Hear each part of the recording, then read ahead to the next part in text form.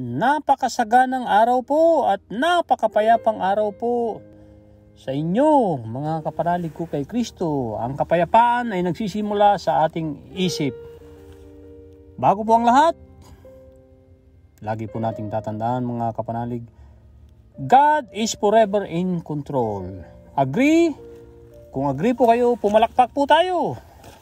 Active participation ay dramatically affects our success conscious at mini-measure ba natin ang ating progress?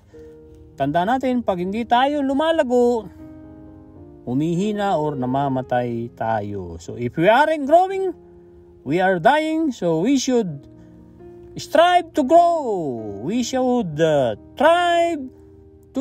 we should strive to thrive, and we should measure our progress and adjust our plans and actions to become better aligned for success. Maraming salamat sa inyong lahat. Sa shoutout muli sa aking Kuya Romy dahil napakasipag mag-comment, mag-share, mag-like at nag-notes. Mabuhay ka, aking Kuya Romy. Ano po ang take home ninyo sa episode 13? Panoorin mo para makita mo kung ano ang gagawin ko na mensahe sa iyo, sa akin at sa atin lahat ni Lord Jesus Christ sa libro ni Sarah Young, Jesus Calling, Enjoying Peace in His Presence, 365 Days Devotion Book. Napaka galing tool para tayo lumago. Yan po ay August 23 na episode 13. So, naliwanagan na po ba ang ating isip na ang Panginoong Hesus ay He detests idolatry, na kinasusuklaman niya ang idolatry, at ang idolatry na isa na tinukoy dito sa libro ni Sarah Young sa episode 13 ay yung idolatry ng pagmamahal ng parents sa anak, sa mga anak, na paborito nila ang isa sa anak nila. Yan po ay bahagi ng idolatry. So, sa sitwasyon ni Joseph, dahil nakawawa ng todo si Joseph at ginawa ni Joseph ang kanyang parte, although nagkamali rin nung una si Joseph na ang kanyang panaginip ay binahagi niya at pinagmalaki niya sa mga kapatid niya, pati sa tatay niya, na sila ay yuyuko sa kanya, which is nangyari sa totoo. So may mga bagay na hindi dapat natin nire-reveal, lalo na kung hindi natin hiningi ito kay Lord Jesus Christ na i-reveal natin sa ating kapwa. Dahil minsan ang nire-reveal sa atin ng Diyos ay sa atin lamang, tayo lamang ang kinakausap. At ang napakagandang ginawa ni Joseph ay hindi siya bumitaw kay Lord. Kaya mula sa ibinenta siya ng mga kapatid sa mga Ismaels at binenta ng mga Ismaelites si Joseph kay Potiphar at naging alila, nakulong, nakalimutan ng the cupbearer ang ginawang pagliligtas sa kanya sa pamamagitan ng dream ni cupbearer. Nakaligtas, nailigtas, nakalaya si cupbearer at naparusahan yung baker, which is totoong siya ang nang umit ng mamahaling gamit ng Pharaoh. Pero sa bandang huli, dahil nga naniwala pa rin si Joseph, mabait siya sa isip niya. Kahit na tinukso ng asawa ni Potiphar na sila ay magtalik, pero tumanggi ito dahil takot sa Diyos. Dahil ginagalang niya ang amo niyang si Potiphar. Kahit gusto ng laman niya na patulan yung babae, pero dahil ang kaisipan niya mabait siya sa isip or mabuti sa isip at mabait sa gawa, yan ang virtues, ang mga kabaitan ng isip. Nagsisimula ang lahat talaga sa isip. Pagka natalo ka ay sa isip yan. Pagka nagpatukso ka ay sa isip yan. At remember, sabi ni Pastor Ed Lapis, si Diablo, si Satanas ay hindi nagpunta para tulungan ka, para tulungan tayo, para bigyan tayo ng aumento. Siya lang ay nandyan para to kill and destroy, para alisin tayo sa poder ni Lord Jesus Christ. At ayaw niya tayong mapalapit na sa piling ng ating Panginoong Hesus na nagmamahal sa atin. Ayaw niyang ang ating mga ugat kumpara sa puno, iba't ibang klaseng puno na malapit sa batis ng ugat ng puno na yun ay nakasawsaw sa batis. Kaya kahit na ubod ng init, hindi ito matutuyo, lagi ito magbubunga dahil nakasawsaw ang mga ugat ng puno na yon sa batis, which is tinuturing na tayo yon, kung tayo yon nakasawsaw, ang ating righteousness sa diwa ng Panginoon, para sa glory ng Panginoon, ay patuloy tayong mamumunga, patuloy na lalabanan ni Lord Jesus ang ating mga laban sa ating active participation. So hopefully, naging malinaw na sa atin na lahat ng mga bagay na pinaglalaanan natin ng todo that consumes us, na hindi tayo mabubuhay ng wala yun. Kung hindi na, halimbawa, pagtitingin sa cellphone, na sigu-segundo tinitignan mo ang cellphone mo, sigu-segundo nasa social media ka, baka yan ang idol mo na. So mag-iingat tayo. Oo, tamang gumamit ng cellphone, social media, maganda yan, lalo na ginagamit natin para sa glory ng Panginoon. Pero may, sabi nga ng mga ngaral, may panahon dyan.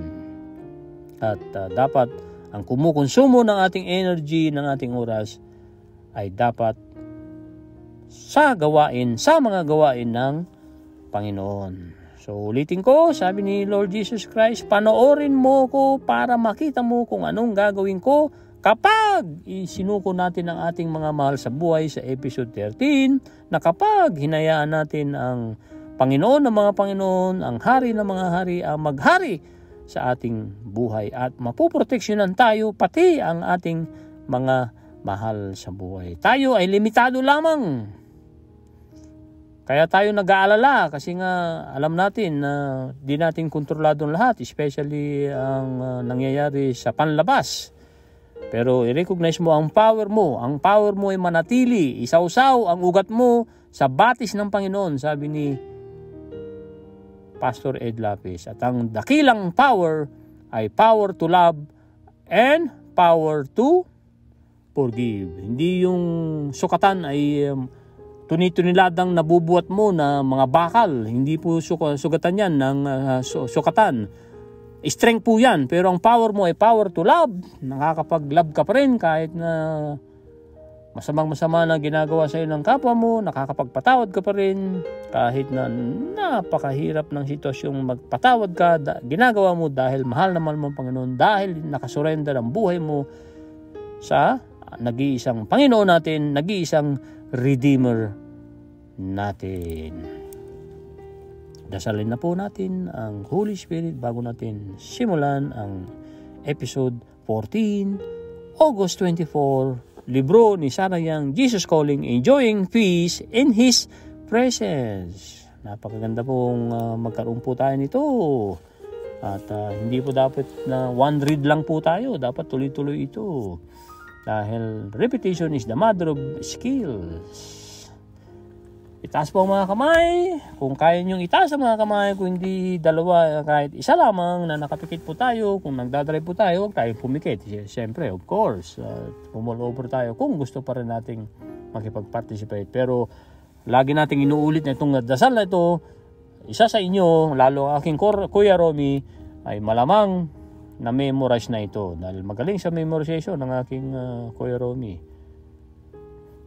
Yung minemorize sa amin nung kadete kami, high school, ay hanggang ngayon, memorize niya. Namangha ako nung ni-recite niya sa akin last year, Mayo. Ito na po ang dasal sa pamamagitan ng Holy Spirit, para i-glorify ang Holy Spirit, para iasa ang lahat sa Holy Spirit sa active participation natin. Nakapikit na po ba ang ating mga mata? Ito na po. Holy Spirit, I accept your invitation to love your words and to embrace your words and to walk in total obedience to your words in Jesus' name. Amen. Salamat po sa active participation po ninyo, mga kapanalig.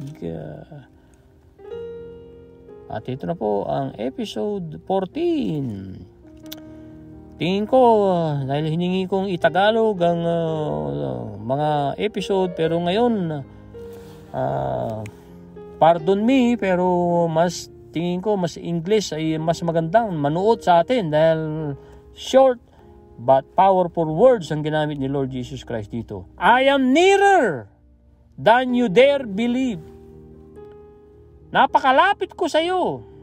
Sabi niya rito. I am nearer than you dare believe. Hinango po sa Ephesians 2:13 at sa 2 Corinthians 5:21, tinapos sa Psalms 139 verse 1 to 4. So ito na po ang Ephesians chapter 2 verse 13. It says, "But now in Christ Jesus, you once were far off, have been brought near by the blood of Christ." Amen. Ito na po ang 2 Corinthians chapter 5 verse 21. It says, "For he made him who knew no sin to be sin for us, that might become the righteousness of God in him." Ang panghuli na scriptures, dito natin mapagtatanto ang mensahe ni Lord Jesus Christ. Bible-based po lahat ang mga pangako, mga pinagagawa sa atin ni Lord Jesus Christ. Kung isasabuhay po natin ito, gaganda ang ating buhay, haba ang ating buhay, magbubunga tayo at pipiliin nating manatili ang ating mga ugat na nakasawsaw sa righteousness, sa power ng Panginoon, sa grasya ng Panginoon, sa pagpapabor ng Panginoon sa atin, sa paglaban niya sa ating mga laban. Psalms 139 verse 1 to 4, it says, "O Lord, you have searched me and known me." Past tense po yung search, and kilala mo na ako. Sabi niya, known ay past tense din po. Verse 2, "You know my sitting down and my rising up. You understand my thought afar off."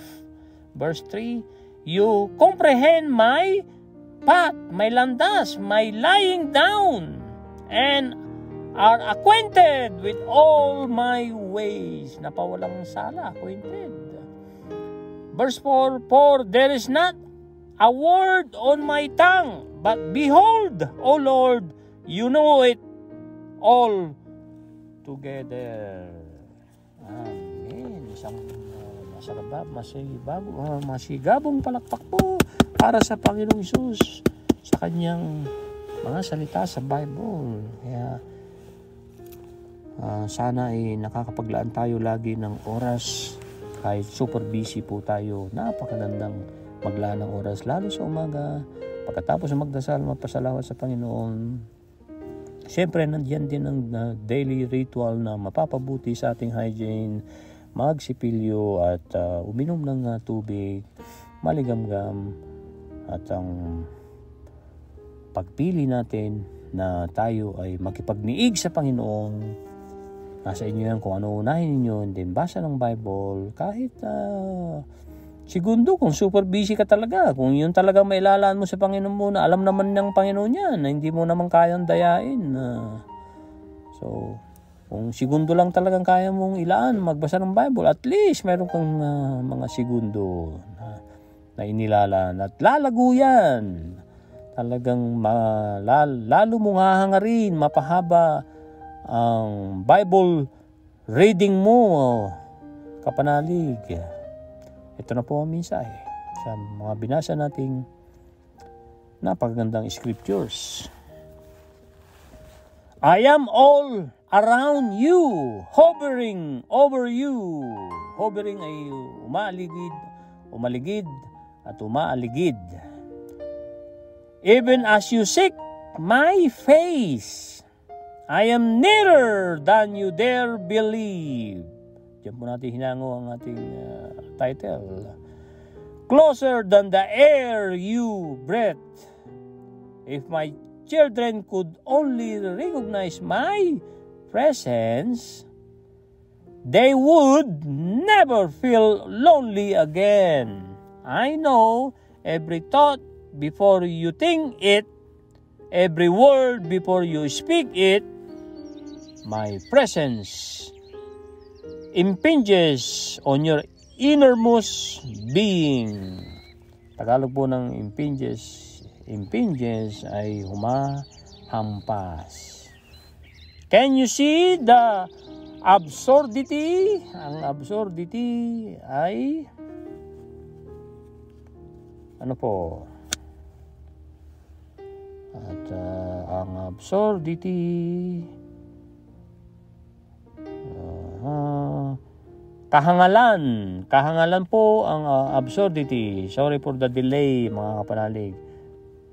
Can you see the absurdity of trying to hide anything from me?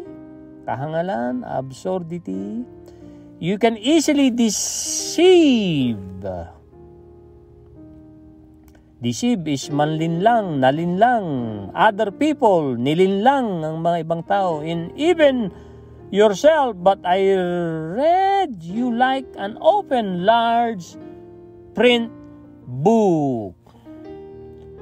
Deep within themselves, most people have some awareness of my imminent presence. Ang imminent ay kaloob-looban po. Imminent presence. Kaloob-looban ng aking presensya. Excuse me. Many people run from me and behemly ay masidhing, behemly deny, masidhing pagkakaila, matinding pagsisinungaling. Parang sinasabi po dyan. Behemly deny my existence because my closeness terrifies them. Terrifies ay tumatakot, nakakatakot, natakot, tumatakot sa kanila. But my own children have nothing to fear, for I have cleansed, nilinis them, cleansed them by my blood, and clothed them in my righteousness. Which is righteousness ng Panginoon ay napakatuwid, napakabanal. Be blessed, my intimate nearness, since I live in you. Let me also live through you, shining my light into the darkness. Ulitin po natin. Since I live in you, let me also live through you, shining my light into the darkness. Ito na po ang pagnilay-nilay natin, paghihimay-himay natin sa tulong ng Banal na Espiritu, sa wika natin, sa salitang nating, sa language nating bukod tanging Tagalog, para manuot sa tulong ng Banal na Espiritu para sa glory ng Panginoon. I am all around you. Ako'y sumasayo na nakapalibot sa kaloob-looban mo. Ang ibig sabihin niya ng around you.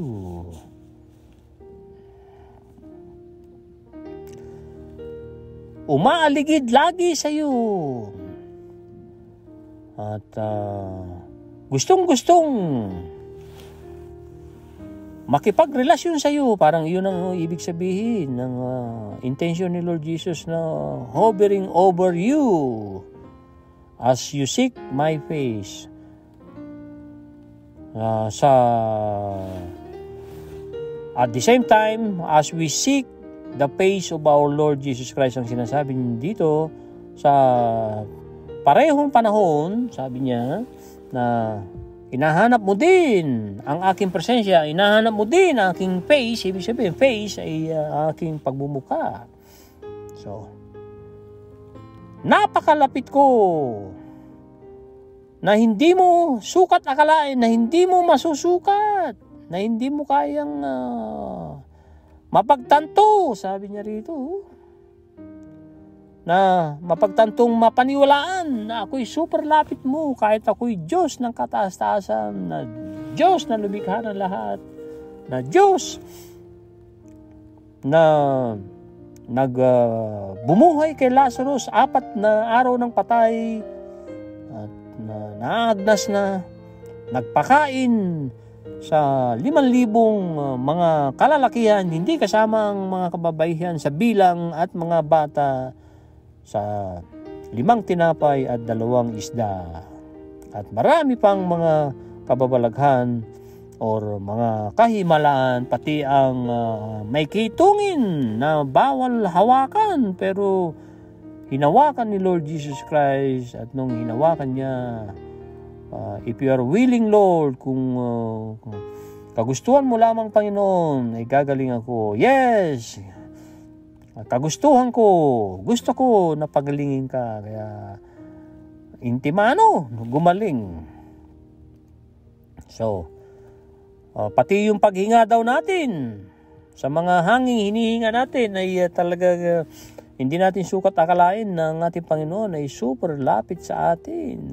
Imagine niyo, tayo humihinga sa ilong dapat. Ang paghinga sa ilong ay the best yan. Pinaliwanag ni sleep scientist Dr. Matthew Walker. It helps us to maintain our health, in perfect health or good health, dahil i-design ng Panginoon yan na tayo huminga sa ilong.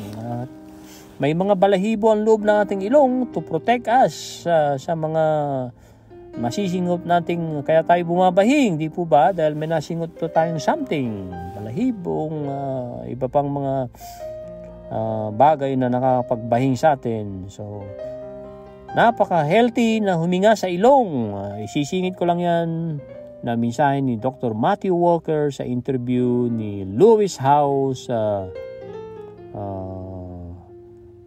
kanyang YouTube channel.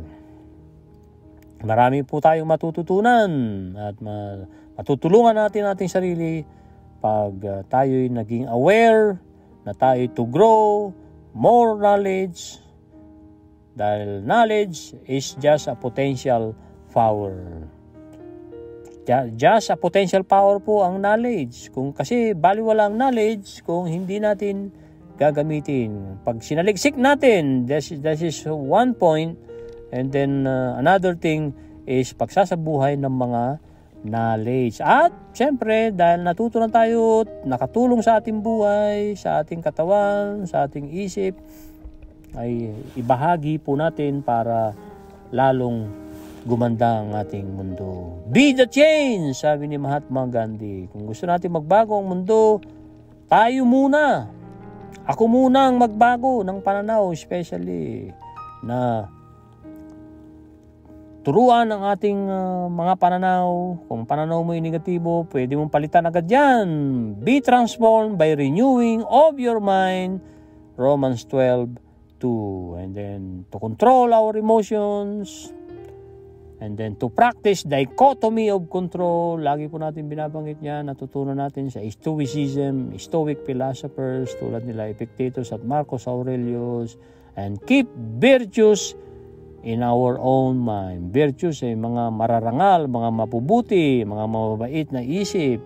Kailangan manatili dyan. Kaya nga sa Philippians chapter 4, verse 8-9, whatever is true, whatever is pure, whatever is lovely, whatever is commendable, whatever is noble, whatever is good report, if there is any excellence, if there is any praiseworthy, think about these things. And then yung verse 9, keep on doing the things that you have learned, received, seen in me, and the God of peace will be with us.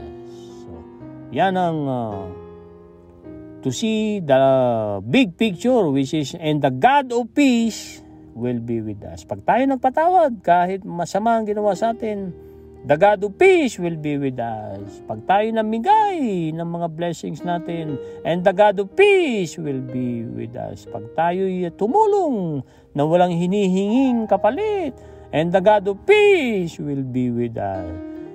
Etc., etc., etc.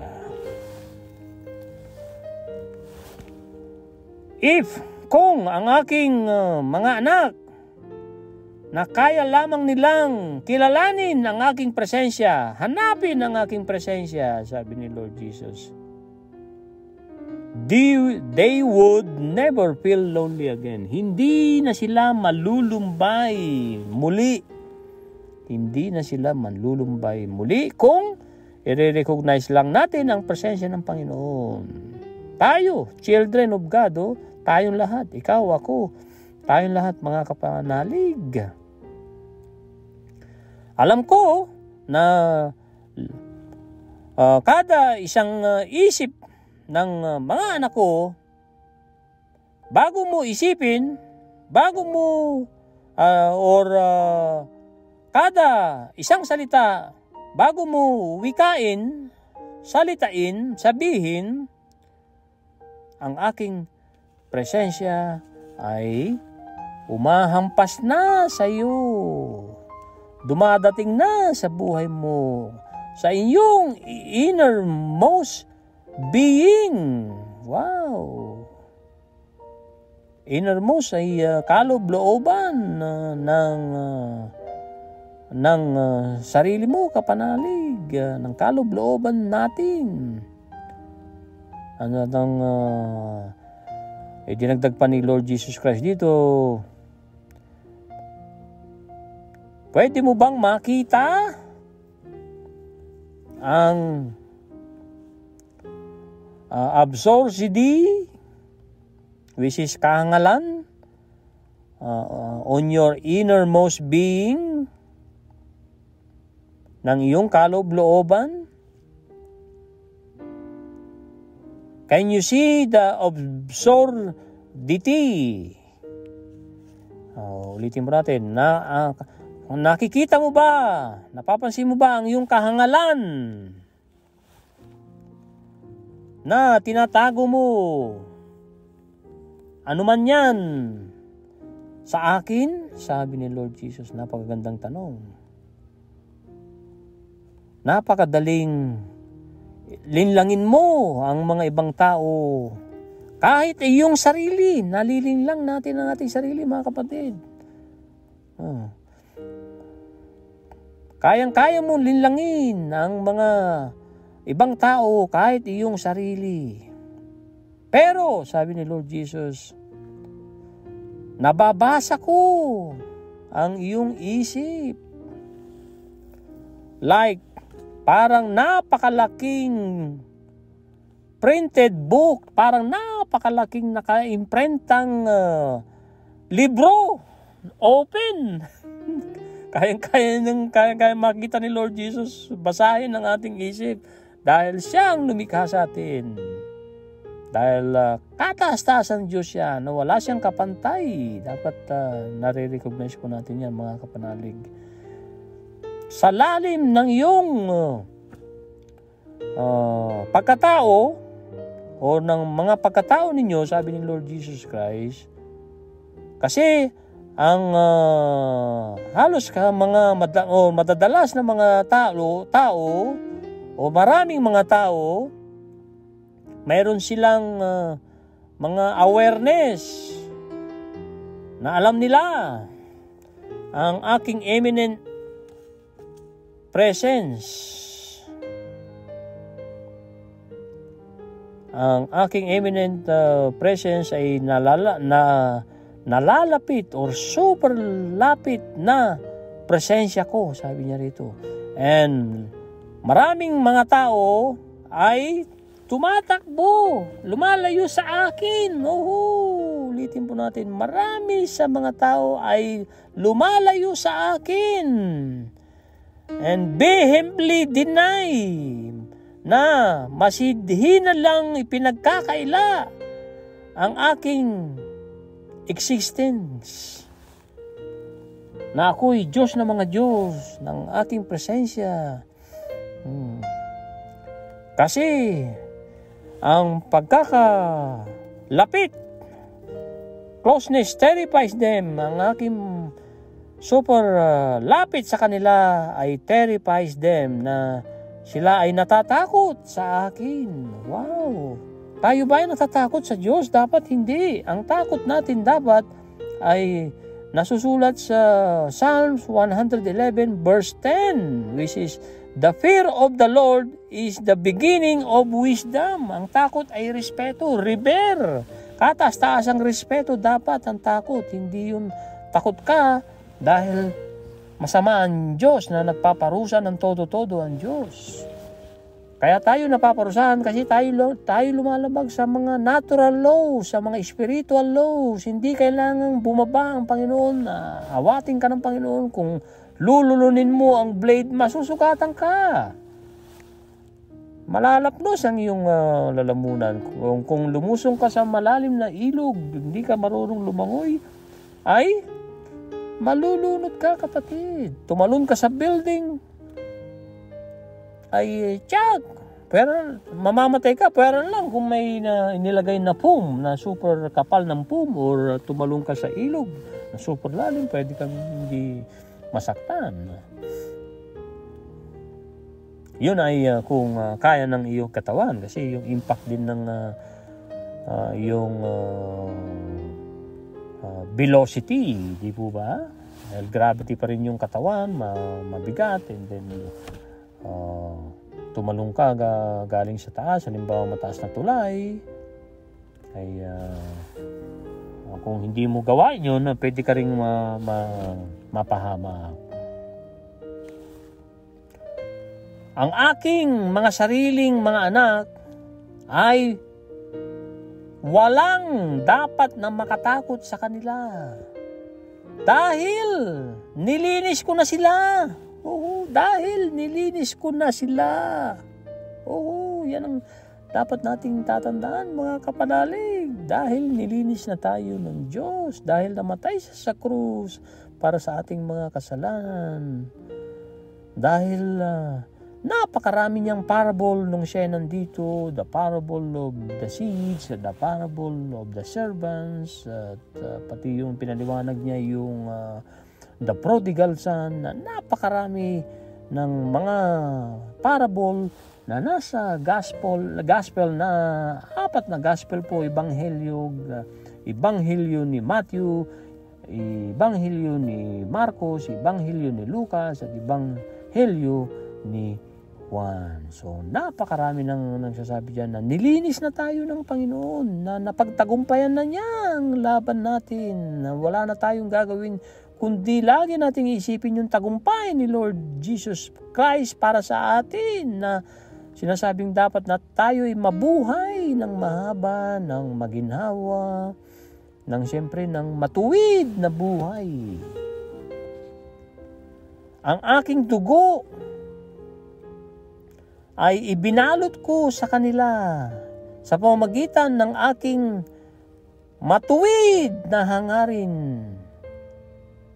Ang sabi pa ni Lord Jesus Christ dito, maging blessed sa pamamagitan ng aking intimate nearness, ng aking na walang kapantay na pagkalapit ko sa inyo, na ang aking mga paraan ay hindi nyo paraan, na kaya kong gumawa ng mga ilog sa disyerto at iba pang kayang-kaya kong gawin, dahil si Lord Jesus Christ ay Diyos ng mga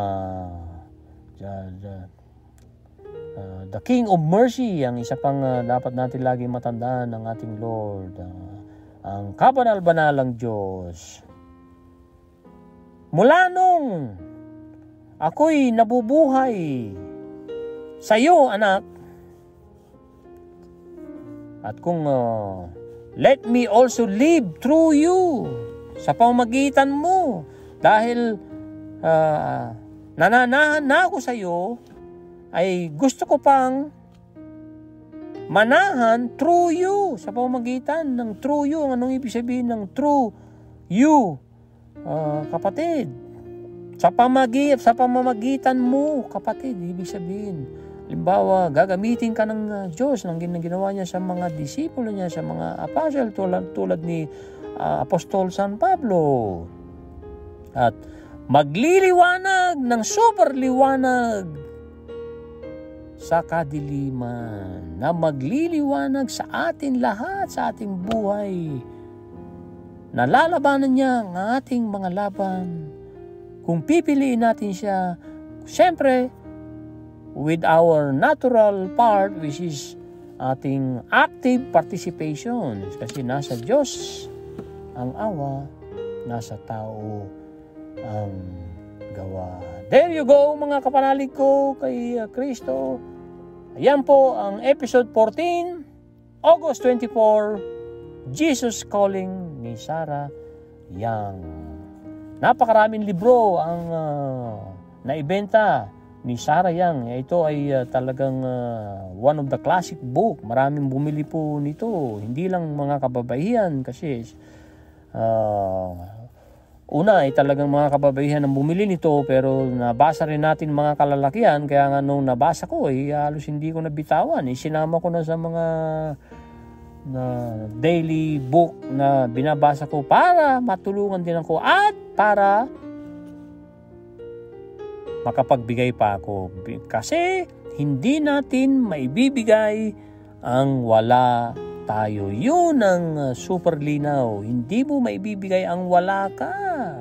Halimbawa, gusto mong magturo, wala ka ng mga edukasyon, sapat na edukasyon doon sa subject na yun. Kaya, to become an expert in one subject, sabi ni John C. Maxwell, one subject, ay paglaanan mo lang ng 1 oras sa 1 taon, ay magiging expert ka doon sa one subject na yun. One subject, 1 hour a day. Halimbawa, ang one subject na pinili mo ay obedient, to obey God. Abay, kung yan ang laging gagawin mo, tutulungan ka talaga ng banal na espiritu at talagang makikita ng mga tao na you are obedient dahil pinili mong sumunod sa Diyos. Matuwid ang buhay mo, matuwid ang landas na nilalandas mo, kapatid. Kaya I am nearer than you dare believe. Yan po natatapos ang ating episode 14. I-share, mag-comment po mga kapanalig. Ang active participation ay dramatically affects our brain, our success conscious. Kaya pag hindi po tayo kumikilos, hindi ko kaya yan. Kung hindi mo kaya, magpaturo. I-click mo lang yung comment. Ano man ang nakatulong para makatulong din sa mga tao na nakikinig araw-araw at nandoon ang comment mo, kapatid. Kaya lalong lumalago si Kuya Kuromi dahil sinisikap niya rin. At tinutulungan siya ng Panginoon. Kaya pag tayo nagsumikap sa lahat ng aspeto ng ating buhay para sa gloria ng Panginoon, ay lalago po tayo. At lagi pong tatandaan, mga kapanalig, na God is forever in control. Manatiling matuwid ang ating buhay, manatili tayo kay Kristo dahil talagang mahal na mahal tayo ni Kristo at ang kanyang presensya ay talagang nasa atin kung tatanggapin natin siya as ating Panginoon at tagapagligtas at kikilalanin din natin siya na siya lang dapat ang Diyos natin, na kinakalimutan na natin ng mga idolatry, lalo na hindi lang kasi rebulto ang idolatry. Ang idolatry ay napakarami yan. tinalakay nga natin sa episode 13, pati sa parenting ay idolatry po yan, lalo kung nagpapaborito ka. Kung ang pet mo ay laging yan ang kumukonsumo ng iyong oras, kapiling mo na lagi ang iyong pet, at pero hindi ka na nakakapunta sa simbahan or nakakapagbigay ng tithes mo, yung ikapu mo or galing sa puso mo, ay idolatry po yan. The best thing mayroong pet. Hindi ko sinasabing wag tayong mag-alaga ng mga pets. Ang Kuya Romy ko ay paborito niyang mag-alaga ng mga aso at mga pusa, at inaampon niya yung iba. At tulad na lang nung naipit sa hydraulic door na kuting na si Gravy, na naipit, inuwi niya sa bahay, at nabaldado ito sa harap ng dalawang paa niya, pero God is good, at dahil tiles ang flooring ng bahay ng kuya ko, para lang nag-skating si Gravy, at talagang iba ang kasiyahan din pagka tayo may mga pet. Kung gusto mong laging may sumasalubong sa'yo, sabi ni Pastor Ed Lapis, ng walang humpay at hindi nagbabagong, very excited, very energetic, ay mag-alaga ka ng aso. Kaya shoutout sa aking Demi na panganay na mayroong Lala, na napakagaling at bibo at napakalambing na aso. Maraming salamat po sa inyong muli. Bye-bye now. Be blessed. So para maging blessings din tayo sa mga tao. God bless.